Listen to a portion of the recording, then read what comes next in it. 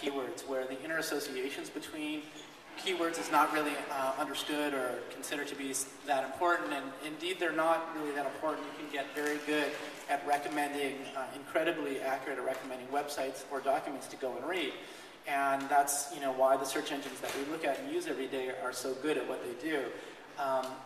It turns out that a lot of the same processing is important also if you're trying to expose the entity web and build a recommendation system based on that exposure. And so this column here is in essence what goes on in traditional document keyword searching. So there's 60 billion documents by some estimates out on the web today. It's a lot of documents with the traditional keyword search engine and like lots and lots and lots of machinery and cache. You can index a good chunk of that. Last estimates I saw of even Google's indexing about half, and that doesn't include the deep web. In our case, we're doing a lot more processing of documents than what goes on with traditional keyword search. So can anyone tell me, like, for a given traditional keyword search engine, what percentage, roughly, of original source corpora actually gets stored in the index? Does anyone know? Turns out that it's somewhere between 25 and 50%. So about 0.25 to 0.5x of original source corpora gets stored. In our case, we're storing about 100 semantic relations per document. And for each semantic relation, we're storing all that information you saw in that graph. Prefix, suffix, modifiers, grammatical subject, verb, object, plus all the taxonomical representations, plus the identifiers pointing back into the knowledge base. So it's somewhere between the order of magnitude 6 to 12x. So just to kind of give you a flavor, it's a lot more. It's a lot more stuff to search. It's a lot more stuff to index. And so I bring this up because for us, content selection's a really big deal. Because we have to be much more judicious. We can't, index 30 billion documents because, even tens of 20s of millions is going to wind up in billion plus semantic relations. So for us, selection's a big deal. So we're very focused on recent content. So we index news content. We index blog content. We're careful to index content that's rich in natural language, where people are actually writing using full sentences, and etc. On the content extraction side, this is also important on some level for keyword search engines. You need to be able to segregate paragraphs from comments, actual natural language from comments, from advertisements. But it's not like, it helps for ranking. It helps you get high quality ranking in keyword search. In natural language processing and exposing the AnyWeb, it's more like, it's much more important because it's pretty much the kiss of death. It's not so much that you're going to show an article that's bad as you're going to show facts that are just blatantly wrong. And I don't mean blatantly wrong in the sense that someone actually wrote an article and stated an incorrect fact, which we certainly can't do anything about. But I mean that somebody's actually, like you're saying, for example, that Reuters killed somebody because he misparsed the byline of an article. And it said Reuters is the byline, space, dash, space, X killed Y. You now have Reuters, and X is the last name. So it's like Reuters Johnson killed so-and-so.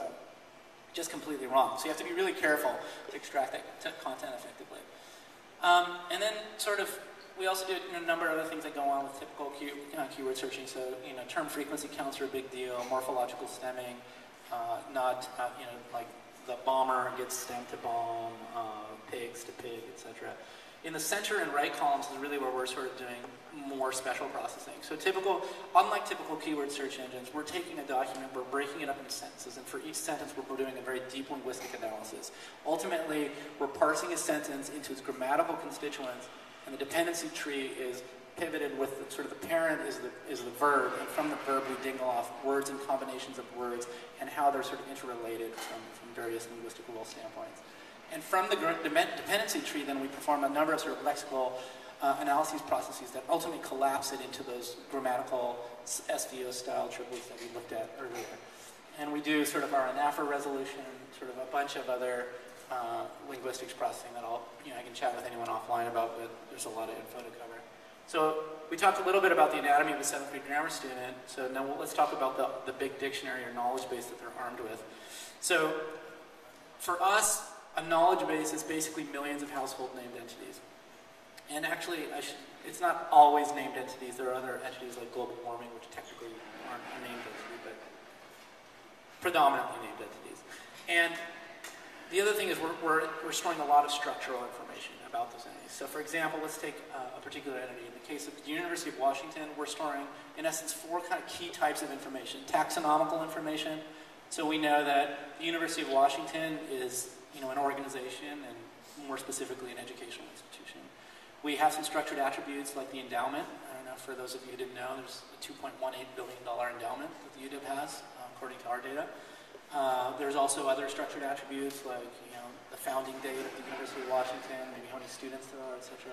Structured synonym relationships. So if somebody's writing an article or a blog post, they might mention University of Washington with all those characters and letters, but they might also just mention the UW.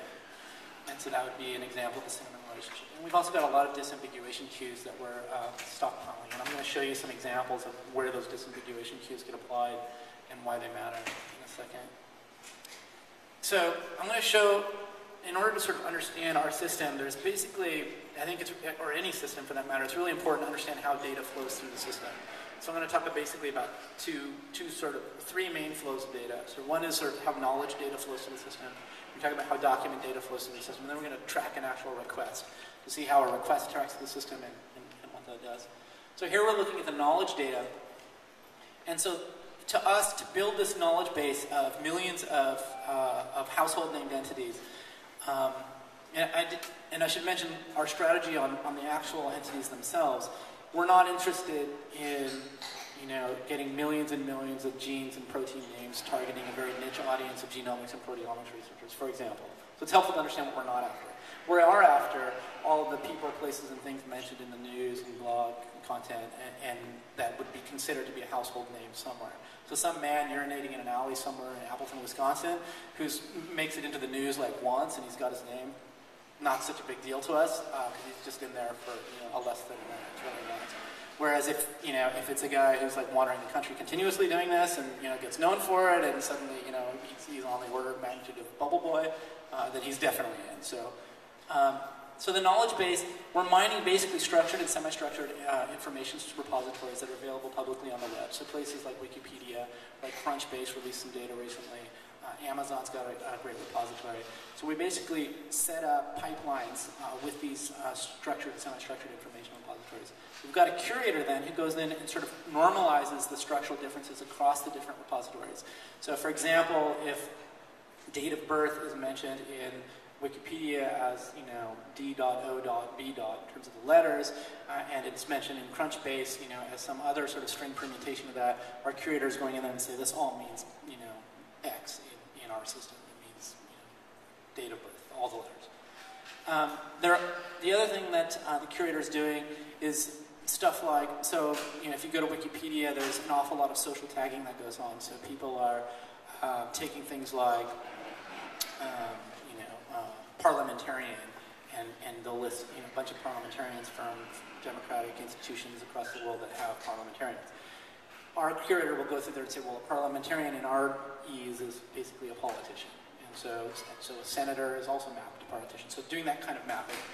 And that's, I should say, happens sort of once when we set up a new pipeline with a new information repository. But at that point, we're basically got a system that's automated, that's pointed to a repository, that's dynamically looking for new activity, sudden interest around a particular entity, and based on that, updating its data accordingly. And so there's no human visitation. So I'll point out the humans in our system. That's the human that plays the role in our system. There's no other humans in our system, and it's only it's like at a different time cycle than what goes on in reality. And it's literally one person.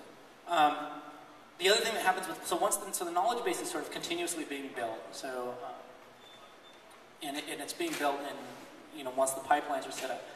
One of the things we do is we service our API, and so we're pushing out this data into, in essence, a bunch of search engines that search through entity data.